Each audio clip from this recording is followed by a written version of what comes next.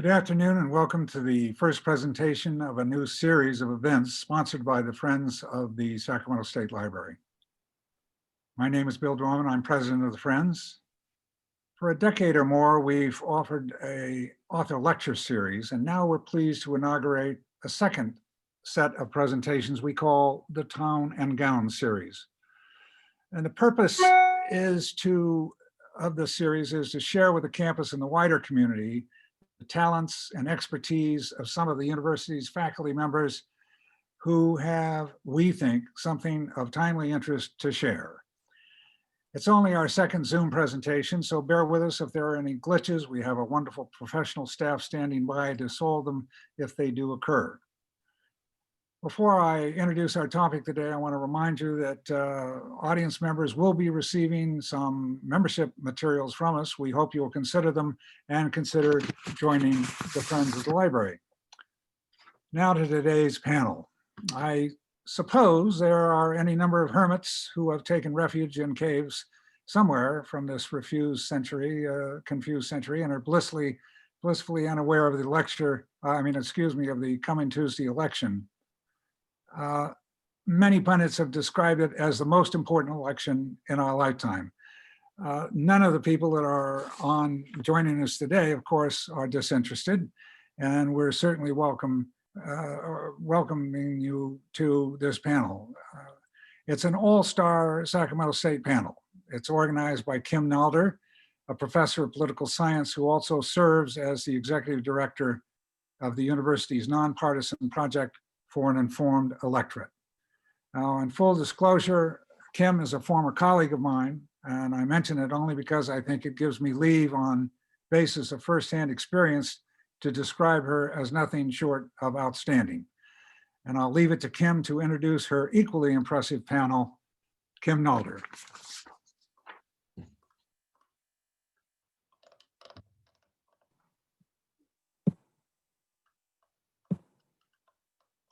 Okay, I will introduce the other panelists, I guess, as we get closer to it. I didn't have that up. I actually thought, Bill, you were going to do that part. But I do have their bios that I'll bring up. But we have several other faculty members from political science and a new faculty member, Andrea Terry from communications, who's just joining us this fall. So it's kind of exciting. So let me go ahead and start, and then I'll do the introductions before we get to the next people. So first of all, thank you so much to the Friends and to the staff for putting this on in the first place. It's timely, of course, to talk about what's going on with the election. And we're excited to sort of present this panel and think through some of these issues with you in the Q&A as well. I wanted to put in a little bit of a plug for the some things that the Project for an Informed Electorate has on our website. So if you just Google Project for an Informed Electorate, I know it's kind of a lot, but you'll see that we have initiative explainer videos. So we do an initiative explainer with the Legislative Analyst's Office analysts, the people who actually write our official voter guide, describing the initiatives. Then we provide information about endorsements and about campaign expenditures, and those videos are around 5 minutes each. And this year we have them also with ASL interpretation and with Spanish subtitles if you so desire. So if you could spread the word about those, there's just this 1 week left, but let's make that happen, right? So today I want to talk about disinformation in particular. And if I have time, I'd also like to talk about democratic legitimacy and minority rule. So disinformation is sort of a subset of misinformation. It's when people perceive something to be true that's false. Disinformation in particular is when that is done purposely, right? So if you think about the Russian interference in our election where they create fake news. So what's especially problematic this year about the disinformation that's out there is that much of it is about the election itself. So we have disinformation about voter fraud, about mail-in voting, and those things can undermine confidence in the election itself and potentially depress turnout or make people concerned about the outcome of the election too, and suspects after the election. So we get concerned about the post-election period as well. This disinformation is hard for us to deal with for so many reasons.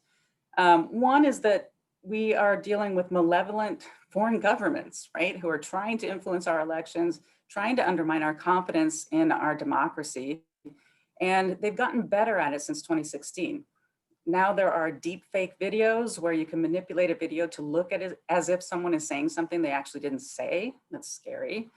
They're using text messages now to text people with false stories. And when you get a text message, you're more likely to sort of believe it because usually you just get texts from people you know and trust. And another reason that it's really difficult to deal with disinformation is that lies, it turns out that lies travel further from the truth than the truth. We know from studying 2016 that false stories got shared far more often than true stories, and that those false stories, especially on, say, Twitter, they had longer tails. So they were forwarded and commented on and so forth for longer over time than the true stories were. So that's especially dangerous because it can overtake the actual factual information. Another reason it's really tough to deal with disinformation is because we have this tradition of free speech. Not just tradition, it's actually in the Constitution, right? And so any attempts to rein it in with regulations or policies can be problematic because we assume that political speech can be, is free and protected, even if it's damaging or negative or even, dangerous in some cases. Another really particular problem this year is that not only do we have the disinformation coming out from foreign sources and other malevolent forces, but the actual president of the United States is engaging in this disinformation. He's the biggest spreader of the disinformation about the election's security. And that's obviously problematic because he's incredibly visible. And he's also someone who his followers implicitly trust. And so they're unlikely to reject information that he puts forward, even if it's false, like this idea that the election by mail is somehow not valid or is more subject to fraud than other sorts of voting. None of that is true. And then the other problem with disinformation is that just we as human beings have a lot of cognitive biases. And sometimes we like to think like, I don't have those. It's other people who have those cognitive biases. But it turns out that our brains are just wired in such a way that we sometimes think in ways that are not logical or consistent or, sensible. And one of the biggest ones that's relevant here is the illusion of truth. So we have this idea that things are true if we've heard it a lot of times. So it feels true, right? So if you've heard a concept a lot of times, you start to believe it's true, even if it's not. And if you think about the social media environment, you may get the same story forwarded from all sorts of different people, and you start to believe it's true, especially if it's also in media sources that you go to that are outside of social media. So that's a big problem with disinformation, that the repetition actually makes people believe that it's true. And then there's this thing called motivated reasoning, which is that we have a tendency to want a particular outcome or to come to a particular conclusion. And so we'll psychologically accept information that supports that conclusion and reject information that counters that conclusion. And so that can make it really tough to dig out disinformation from people's minds once it's in there. And then there's the false consensus effect. So we have this tendency to believe that since we believe something and many people around us also believe it, our friends and our neighbors and our Facebook friends or whatever, that it must be the case that almost everyone in the country believes that. And I'm sure most of us have experienced that around politics where you're sort of surprised by election outcomes sometimes because it just seems like everyone agrees with you, but it's just everyone everyone in your bubble that agrees with you. And so that can lead to people, if you're getting information, for example, from President Trump saying that he's way ahead in the polls and you believe that and you think that everyone else believes that, you're likely to think that the election was rigged if it turns out that Joe Biden gets more votes in reality. You won't believe it, right? So social scientists know that there are certain patterns to who is more likely to be vulnerable to disinformation. One is just people who are in a strict media bubble. So they're not perceiving information, and they're not receiving information from a variety of sources and from a variety of points of view. They're just getting it from, you know, a limited range of ideology, and in many cases that can be flawed. And so you won't know it if you don't expose yourself to additional information. Another thing we know is that political extremists are more likely to take in disinformation, and that's true on the left and the right. So people who are very highly partisan and highly polarized are more likely to believe this disinformation, especially, of course, if it benefits their worldview. More patterns are that less educated people are more subject to conspiracy theories and disinformation. People who don't use analytical thinking as often, who are less open-minded, and who are lower in this thing called science curiosity. So science curiosity is this, you know, when people who just want to solve a puzzle and want to understand how things work, if you're high in science curiosity, you seek out truth and evidence and facts. If you're low in science curiosity, that's really not something that you engage in. And so you're more subject to believing disinformation. Also, if you think in a more intuitive way, you're more subject. So people that sort of go on feeling and intuition are more likely to buy into misinformation. People who believe in simple solutions to complex problems are more likely to be subject. You know, if you think about a lot of the disinformation, it comes across as really simplistic, like obviously this is the case, without getting into the complexity of the reality of the world. And then for conspiracy theories in particular, people who attribute agency and intentionality where it doesn't actually exist. So, you know, you're on a hike and you trip over a rock and you think like that rock tried to trip me up. That's so rude. If you think that way, you're more likely to take in that disinformation. And then there are a lot of emotional reasons that people are subject to it as well. People who are high in anxiety, if you're feeling a lot of uncertainty, and if you're feeling a lack of control. And if you think about those three things, COVID activates all of them, right? Lots of us are feeling incredibly anxious, uncertain, and feeling like we don't have control right now. So it's especially a rough time for people, you know, warding off misinformation and disinformation. And then there are also some social aspects to it.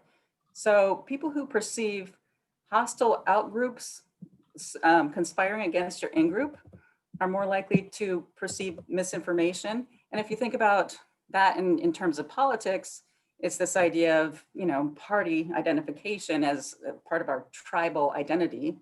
And if that's the case, and we believe that there's, you know, hostility from the other party, we're more subject and vulnerable. And it's especially bad if we have this thing called collective narcissism. That sounds really bad, right? But it's when you believe that your group is superior and the other group is inferior, maybe even morally inferior. And, you know, if you apply that to the political parties, you certainly see a lot of that in the press and a lot of that in, you know, political discussions where we're seeing this kind of demonization of the other party going on.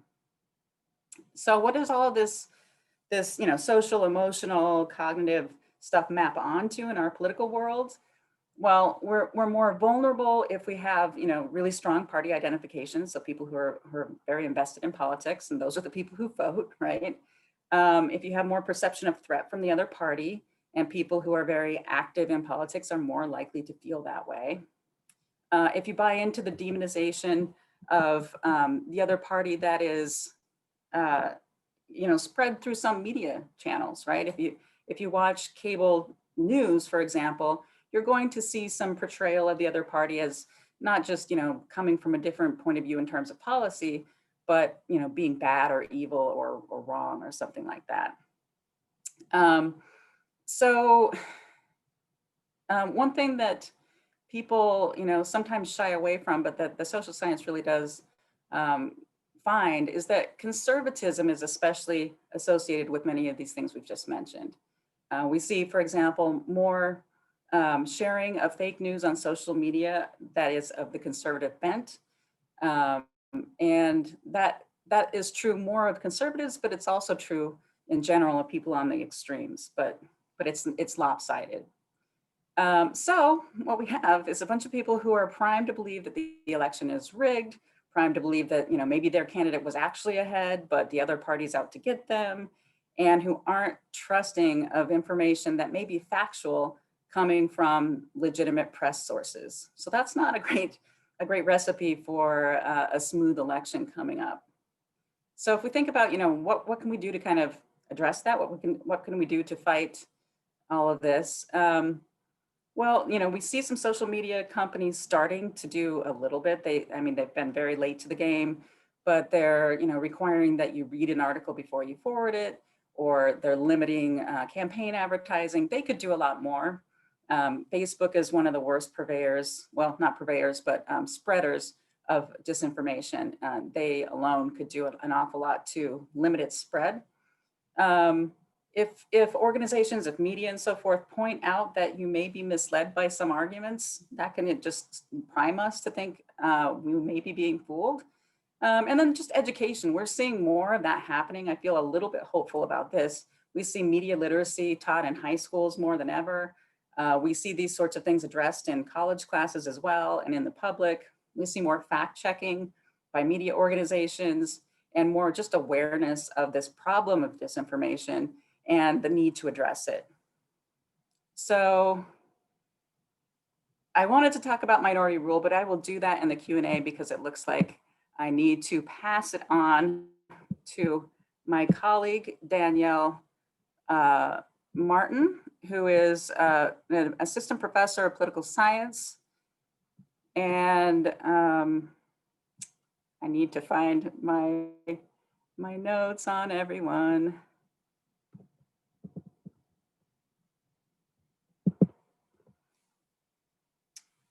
Shoot.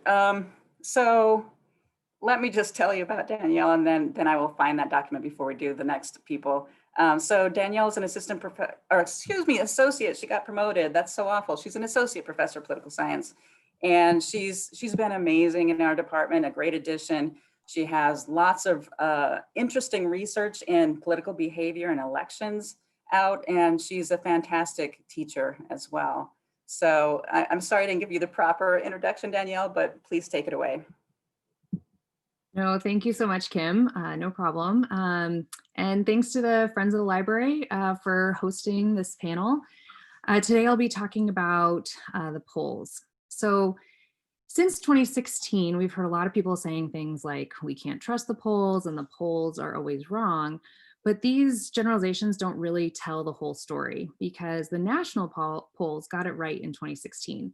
So I'm going to start with briefly reconsidering the 2016 polls, and then I'll explain why I think the 2020 polls are different this year. In 2016, the national polls did correctly predict that Hillary Clinton would win the national popular vote, and most reputable polling firms did accurately predict that final national vote percentage within a few percentage points. The issue is that the national popular vote, that corresponds to national polls, but it doesn't determine who wins the presidency. And this is really the crux of two potential issues with polling in 2016, a lack of emphasis on the Electoral College and not enough high quality state polls. So first, most state polls were not as reliable or as accurate as national polls in 2016. And there were many fewer state polls, even in competitive swing states. So in 2016, we just relied too much on the national polls and not enough on state-specific polls in those competitive swing states. And we, and I'll say that in terms of a collective we, the media, pundits, academics, voters, we forgot our basic civics knowledge that it's the Electoral College, not the national popular vote winner, that determines who is the presidency. So the national polls did accurately predict the popular vote, but because we didn't have those high quality state polls, we didn't have good predictions of who's going to win those swing states. So the polls we should be paying more attention to then, if we want to try and predict who's actually going to win the presidency, are the state polls in those competitive swing states. So the good news is that we've learned a lot from 2016. So comparing 2016 to 2020, there's some important differences that I think are worth highlighting. So First, there's been a lot more of a specific focus on polling in competitive swing states. And so we can have much more confidence in the polls accurately reflecting the Electoral College vote because we have much more and much better information from polling in swing states. So in 2020, there's less reliance on the national polls to predict those state outcomes. And generally, we're all just much more conscious of the Electoral College and that it's the Electoral College, not the popular vote, that determines the winner. Getting a little bit more wonky though, pollsters in 2020 are better at accounting for respondents' level of education as well. So in 2016, the polls didn't properly account for the differences between non-college white voters who turned out heavily for President Trump and college-educated white voters. That gap between those who are college educated and those who are not college educated has been growing. So now in 2020, pollsters are weighting those non-college white voters to more accurately represent their turnout numbers. But aside from polling techniques, there are some other reasons we can be more confident in the polls in 2020. First, there's a lot more early voting and mail-in voting. So nationally, voters have cast about 50% of the total votes that were counted in the 2016 election. So any late-breaking news or events are less likely to have an impact on the election because so many millions have already voted.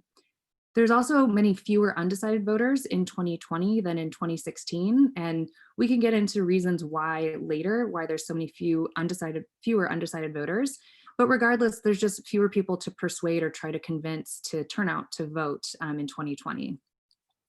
So again, combining those 2 points, it's just unlikely that we're going to have any so-called October surprise at this point that's going to change people's minds and make the electoral outcome vastly different than what we're seeing in the polls, if for no other reason than so many people have already voted and so many have already made up their minds. So it's not likely we'll have something similar to a Comey letter like we did in 2016. Even more generally, the polls have been much less volatile in 2020 than in 2016. And again, that's potentially related to my 2 previous points as well. There's fewer undecided voters than in 2020 than in 2016.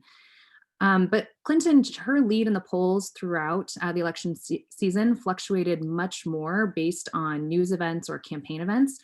And in contrast, Biden, he's had a consistent polling lead, but it's held remarkably steady for weeks or even months now. The campaign events that typically have caused changes in the polls, such as debates, they just haven't had the same kind of effect that they historically have had. Generally speaking, if a candidate is 5 to 6 percentage points in the lead, that means that the Electoral College likely is going to track that popular vote. But if there's a closer margin, then it'll become much more likely that national polls won't predict that Electoral College vote. So in 2016, Hillary Clinton's lead around this same time, just about a week before the election, was only 2.9%. So in contrast, the average of the polls over the last week or so has Biden with around a 7 to 8% lead over President Trump. That's according to Real Clear Politics, but you'll see that on 538, for example, and other pollsters. So assuming that the national polls are correct, it's more likely this year that the Electoral College result is going to be the same as the popular vote. So generally, how do you evaluate polls? I've told you can trust, the 2020 national polls and state polls at least more so than you potentially could in 2016, but we're inundated with polling information all the time, and there's a lot more polls about the hundreds of other races and ballot propositions that voters decide on. So how can you decide whether you should trust a poll or not? So here's just a few things that you potentially should look at.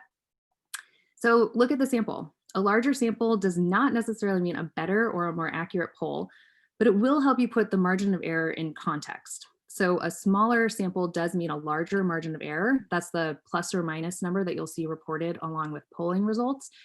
And that will mean that a poll could show candidates basically tied if you take that margin of error into consideration. So that would be one to maybe, take a second look at before you decide whether you're going to hang your hat on those particular results. You also want to take a look at the sample in terms of whether it's representative of the population it's trying to say something about. And if not, it needs to be weighted. So that goes back to what I talked about earlier with weighting for education, for example. You also want to look at how participants were recruited and how the questions were asked. So does the sample include landline and cell phone participants, or is it an online poll? Were the questions asked in multiple languages, for example? And finally, you also want to take a look at the question wording. So were the questions biased or leading, things along those lines. And regardless, you always want to keep in mind that polls are based on probabilities, they're based on statistics. So they're only going to tell you about a snapshot in time when that poll was taken. And we all have to recognize there is uncertainty in those polls. And we need to start getting a little more comfortable with that kind of uncertainty and having a better understanding of what that uncertainty actually means. In terms of the polling related to elections and the horse race in particular, these pollsters have a particularly difficult task, not only of predicting public opinion or support for particular candidates, but also of predicting who is actually going to turn out to vote. So they're not only trying to predict how someone's going to vote, but even if they're going to vote or not. So finally, I want to wrap up just why should you care about polling? And maybe I should have started with this, but why do the polls even matter? They matter for turnout. So theoretically, if someone sees that their candidate is way ahead in the polls, they may not think that they need to turn out to vote because their favorite candidate will win anyways. Or if voters think the election isn't competitive and one candidate is going to win in a landslide or not, and they're seeing that in the polls, then they might not turn out to vote because they don't think that their vote is going to matter anyway. This is something that Democrats in particular have been worried about in 2020 lately. So they're worried that since the polls show that Biden is winning by a fairly comfortable margin, that Democratic voters are going to relax and stay home. Conversely, Republicans are also trying to use these same polls to show, hey, Trump is behind in the polls, so we have to make sure to rally our voters to get them to the polls, and also trying to paint him as an underdog in the race. So it's possible that these kinds, if you see these kinds of polls, that it's going to affect turnout either positively or negatively. This year, especially with really high turnout numbers that are projected and already having really high levels of turnout in terms of early voting and mail-in voting, it's possible that the polls may not impact voter turnout in the same way that they have in the past, but it certainly is still possible that these polls and the media coverage around the polls will affect turnout. So even if you don't care much about the polls or whether I've convinced you can trust them this year or not, I do think the polls can have an impact on elections and that we can trust the polls in 2020, at least more so than in 2016. So with that, I think I'll turn back over to you, Kim, for introductions. Yes, and I will do it properly this time. So it's a good thing that that we got a warning ahead of time that we might have some bumps on this one. So sure enough, I'm delivering. So the next panelist is Cristina Flores Victor. She's an assistant professor in the political science department here at Sac State. She currently researches and teaches in the fields of California politics, Latinx politics, and immigration. Recent projects have included the examination of discrimination in the Latinx community in the United States and experiences of English language learners in higher education. So with that, I'll turn it over to Cristina. Thank you, Kim. Hi, everyone. Thank you so much for having me here today. It's really nice to be here. I am going to talk to you about the Latinx vote in the 2020 election, and I want to touch on 4 items today. The first will be polling. So I'm going to talk more specifically about polling the potential Latinx electorate, would-be voters. Second, I want to talk about political issues that matter on a national scale to potential Latinx voters. Third, I want to talk about swing states where the Latinx vote could matter or be pivotal for determining who wins the election.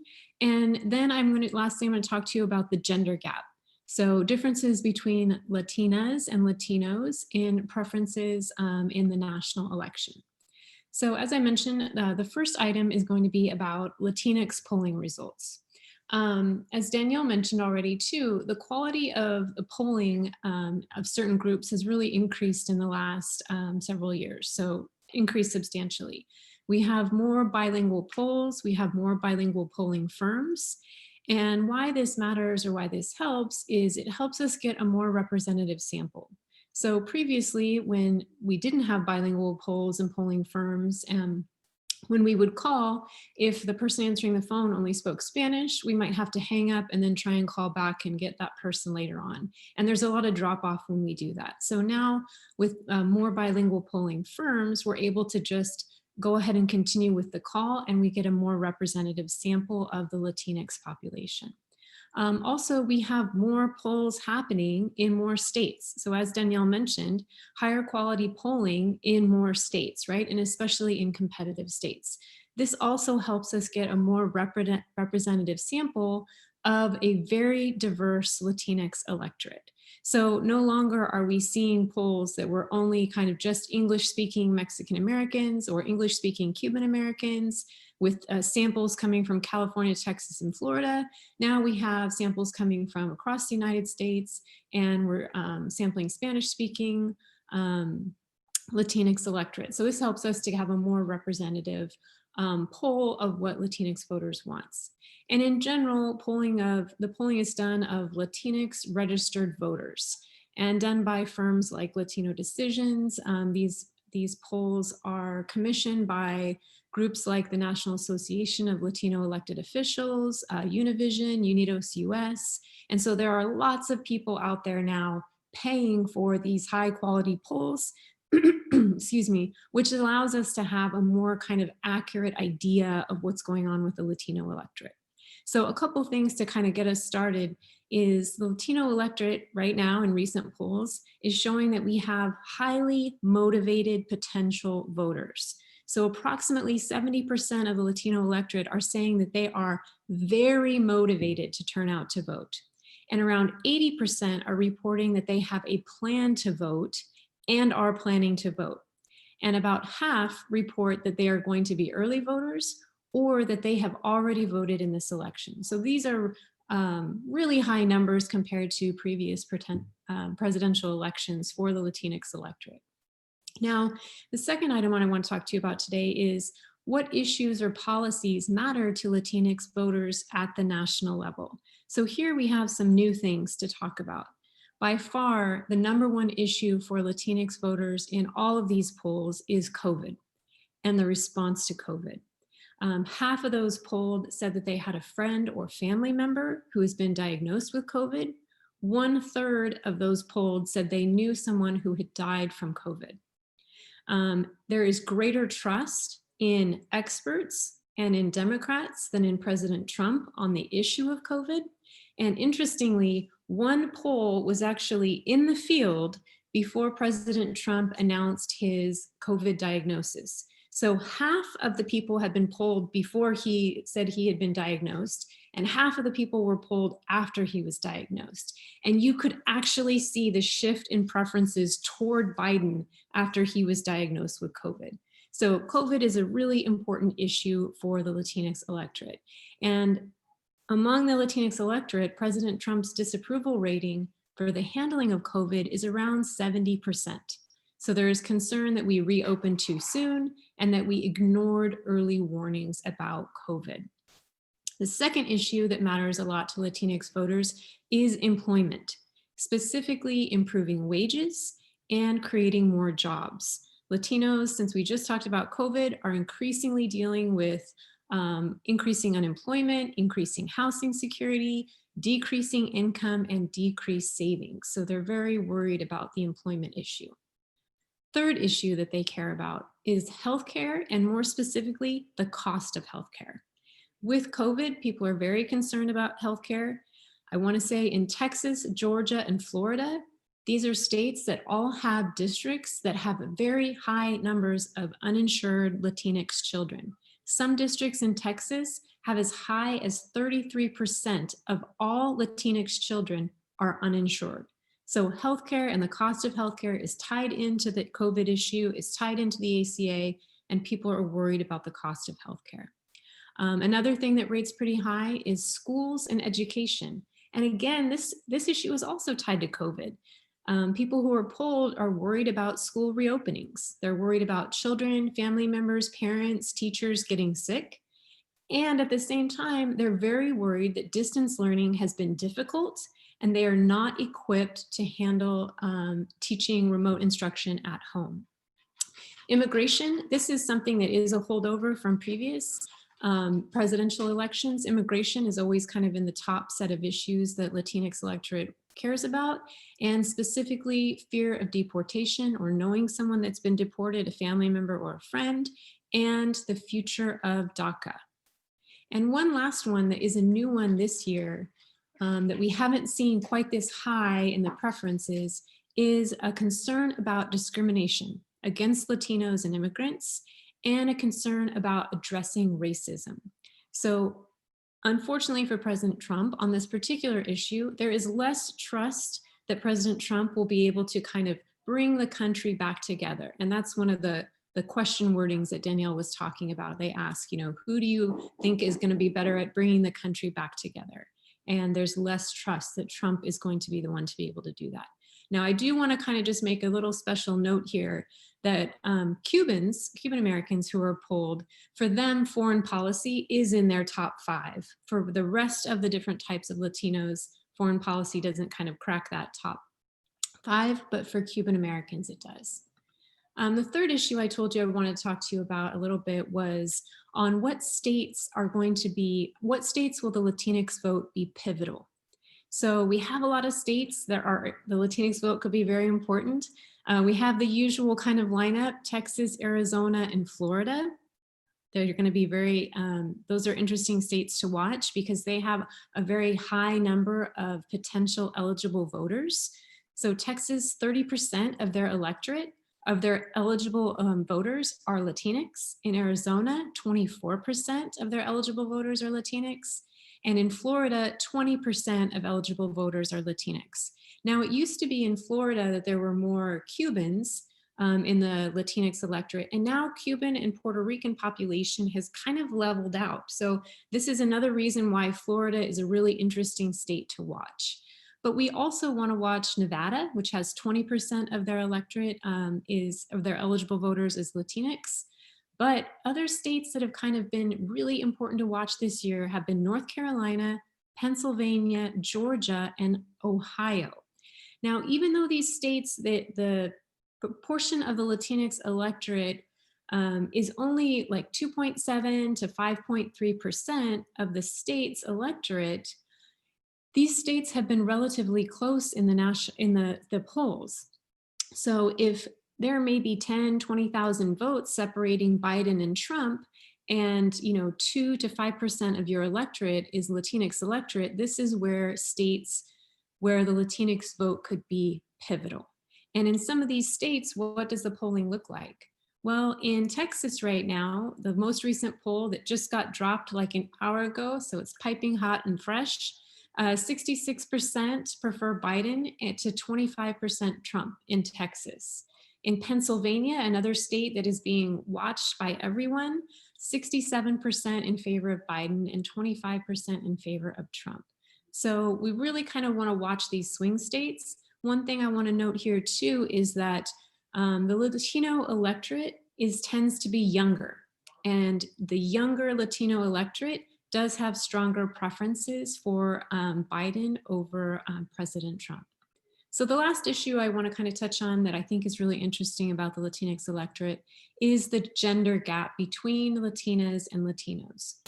So just so that I'm totally clear, President Trump, he never polls above 50% with men or women, and the closest he gets is around 47% with Latino men in Florida. So that's the highest that he kind of taps out at with the Latinx electorate. But we have a gender gap in these states that I just talked about. So the largest gender gap is in North Carolina, one of the states that people are watching right now.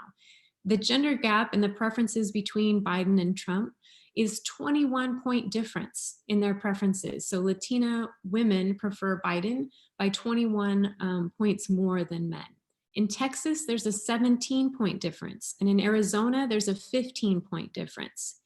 And one of the things that's very interesting about this gender gap is that it's not just a gender gap. It's also a rural gender gap. So where we see the biggest differences between men and women are men and women who live in rural areas, with women in rural areas favoring Biden by 70 to 75%. And in some of these cases, it's more than a 20-point difference. Now, one kind of word of caution when we interpret these results is that Latina turnout of registered voters seems to lag behind other groups of women, so white women or Black women. It tends to be about 10 points lower than turnout for these other groups. So while turnout in general has kind of increased over recent presidential elections, there still is this gap between kind of the number of eligible voters we have and then the number of voters who register and vote. And so people are looking at this election to say maybe this is the time when we kind of start to close that gap between Latina voters and other types of women voters. And I'll wrap up with saying, like, why are we seeing this gender gap? What might be some of the things driving the differences? Well, as Danielle kind of mentioned already too, education matters. And right now there is an increase in the number of college educated Latinas. So some people speculate that this could be driving some of that gender gap. And when women are polled, Latinas are polled, there is a really strong preference for women's autonomy on reproductive rights. And so these could be two of the things that are starting to kind of drive that gender gap between Latinas and Latinos, at least at the national level. So with that, I'll turn it back over to Kim to introduce Andrea. Thank you. So Andrea Terry, our last panelist, is an assistant professor of rhetoric at Sacramento State. She earned her PhD from Texas A&M in rhetoric and public affairs. Her work investigates the intersection of faith and politics in the United States and has been published in the Journal of Communication and Religion, Journal of Communication Inquiry, the Journal of Religion, Media, and Digital Culture, and a number of edited volumes, which is incredibly impressive for a brand new professor. That's who we are hiring these days. It's amazing. She's currently researching the rhetoric of spiritual advisors in the American presidency. So welcome to Andrea. Hello, and thank you so much for having me. I am just going to get my slides fired up because I love slides. So as Kim mentioned, I study the intersection of religion and politics in the United States. And one of the things that I have been thinking a lot about in this election is what's going on with the relationship between religion and the government, because there seems to be something slightly different going on throughout this election cycle. And so as I was kind of investigating this, one of the things that I went back to was some work by Phil Gorski, who is a sociologist. And what he says is that there are basically 3 different strands or theories of the relationship between religion and the government in the United States. The first is liberal secularism, which completely eschews any connection between church and state and wants them kept apart both in our discourse and practically speaking. The second is religious nationalism, which I'll talk about in just a moment. And the third is civil religion, which relies on 2 different concepts, covenant theology and civic republicanism. And I'm sure you're wondering, why are you giving me a primer on these things? Well, because I see the 2 main candidates having very different approaches to the relationship between religion and the government. And as a rhetorician, the things that I study are both the things that presidents say or presidential candidates say, and then the images of those candidates as they perform their campaign and their promises for what kind of president they would be. And so what I have found as I've been researching this is that if you look at Donald Trump, he relies more on an idea of religious nationalism. Gorski says that religious nationalism relies on the organic fusion of religious and political communities where the government actively encourages some form of religious belief and where churches preach uncritical patriotism. Christianity is prioritized in the US with this form of religious nationalism. Now, one of the things that I want to point out here is that while Trump himself has historically not performed any kind of religious perspective, since running for the presidency in 2016, he has courted evangelicals extensively. And one of the things that he has done is he has performed aspects of conservative evangelicalism very publicly in a way that signals to conservative evangelicals that he is one of them and that he will actively fight for them.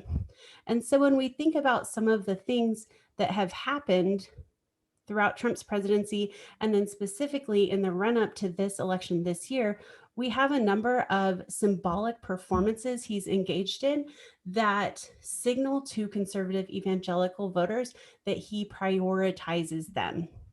For example, the image that you see right now is the photo op in front of St. John's Church during the George Floyd protests.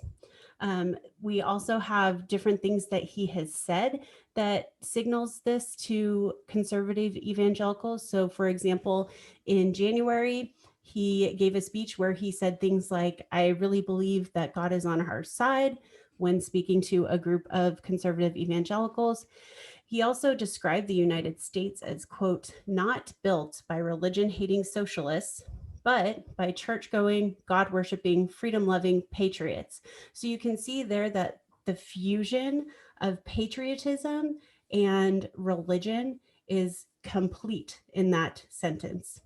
He also has argued before that during the same speech that, quote, "a society without religion cannot prosper, a nation without faith cannot endure, because justice, goodness, and peace cannot prevail without the glory of Almighty God." He's also extended this theme to his own election. We've seen lots of images of him having hands laid on him during different moments in his presidency, which is something that is specific to a particular branch of evangelical Christianity. And he has also said that he believes in his rallies that we are going to win another monumental victory for faith, family, God, country, flag, and freedom.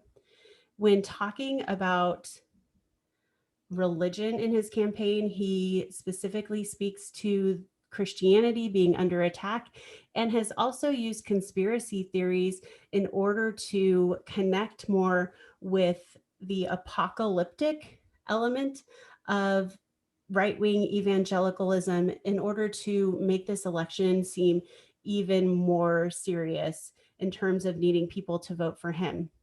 So he infuses the election with a sense of urgency for evangelicals, and he unites religion and nationalism or patriotism in his discourse and in his public performances and the kinds of photo ops that he has that makes it seem as though Trump's priority is toward a specific branch of religion in the US, that being conservative evangelical Christians. So that's one version of how religion has played out in this election. Another that we can look at is we can look at what Joe Biden has performed in terms of his religion. And what I found when I was looking through Biden's speeches and I looked for images that had been taken of Biden during this election cycle that had to do with his approach to the campaign.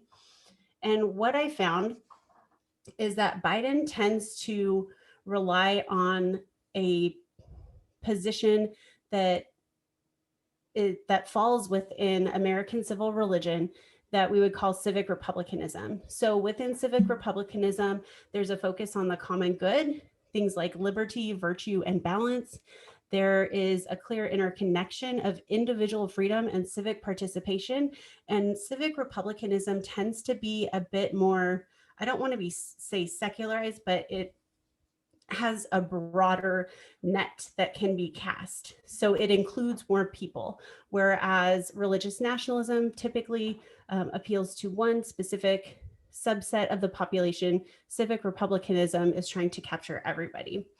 And one of the things I found when I was looking for images of Biden in ways that he performed his religion is that there were two kinds of images that I would see. There were images of him performing his faith individually by himself, or there were images of him interacting with folks of other faith traditions. So what we see here is that Biden's campaign is being pretty intentional about showing that his faith is something that he engages in private, but that he supports the choice of others to engage in their religious traditions. So for Biden, we see him talking about how faith is individual and it's separate from politics, but can also inform our morality. So, for example, in one of his campaign ads, he said, faith is all about hope and purpose and strength. And then he also said, my private beliefs relative to how I would deal with church doctrine is different than my imposing that doctrine on every other person in the world, equally decent Christians and Jews and Muslims and Buddhists. His campaign has also talked a lot about extending protections for all different kinds of faiths, and he has been he's put out some different statements on anti-Semitism and anti-Muslim actions. So when Biden characterizes this campaign, he focuses on this notion of making justice accessible across religious perspectives, but also having religion as something that you perform in private. I have more I can say on Biden, but I know that time is getting short. So I just want to wrap up by reinforcing. So this is the choice, one of the choices that I think is important to think about when making sense of this election, is that there are two competing views of the relationship between religion and the government from the two candidates. We have Biden's civic republicanism and we have Trump's religious nationalism. And so it's important to think about what the end result of either of those would be and which vision we wish to see for our nation moving forward. Thank you.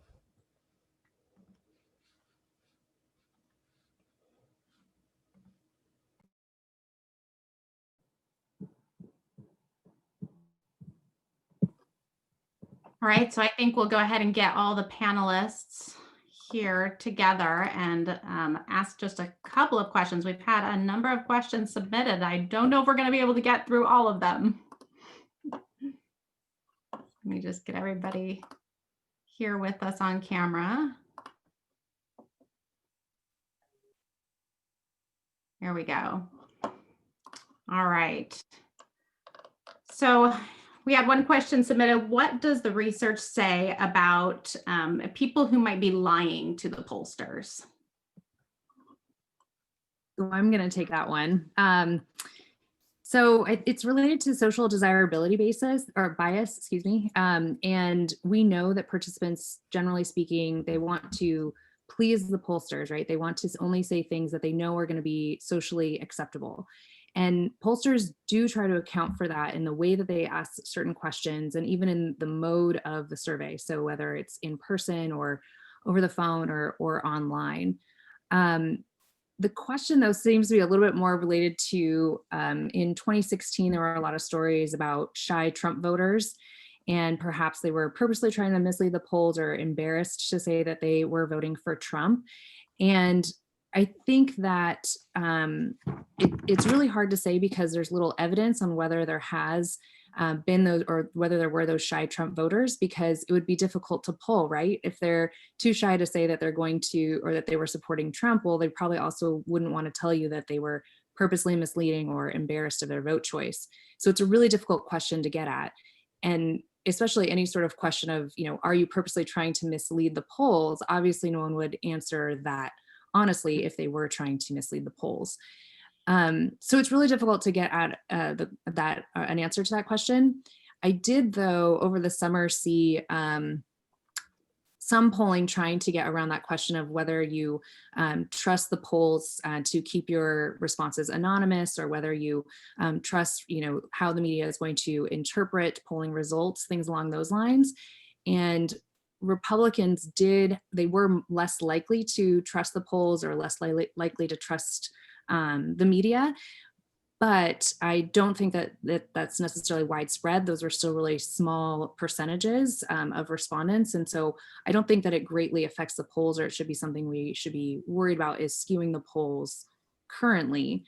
But a general distrust of the media or of pollsters, or worrying that your responses aren't going to be kept anonymous. I mean, that's the part of a more general problem that is a little bit more worrisome.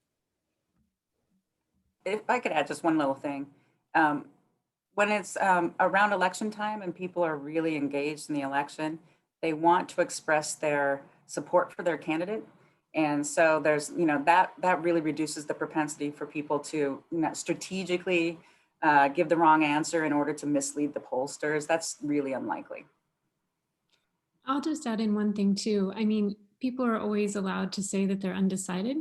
And so this was addressed in one of the Latinx polls, is that there were a larger number of Latino voters who were undecided until more recently. So I think for a lot of people who maybe the shy Trump voter would just say that they hadn't decided yet, right? It's an easy out to say like, oh, I'm not sure, I'm still thinking about it, and then to break for Trump. So I think some of that is probably captured in undecided and they're not actually in a pool where they're not supposed to be. All right, I'm going to sneak in one more question before we wrap up because I think it's a good one. Is how do you all, as experts in this area, what sort of information do you find reliable? What sites, what source? How do you get reliable information? Well, there are a lot of good sources for information. I think, we've become so cynical about misinformation, and my presentation probably didn't help with that, but mainstream organizations, ABC, NBC, CBS News, for example, national newspapers are good sources of information. They have journalists who are very committed to the ethics of journalism and will provide multiple sources and will actually retract and correct information if they get it wrong. Where we start to run into problems is, new online outlets. Cable news can be less reliable that way. But there are also a lot of online organizations that are great for projecting the polls, like 538 that was already mentioned. Other people want to comment on that?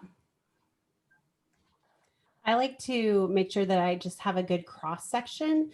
So if we think about, there's some different maps out there that plot different media sources in terms of their truthfulness and their kind of ideological bent, if you will.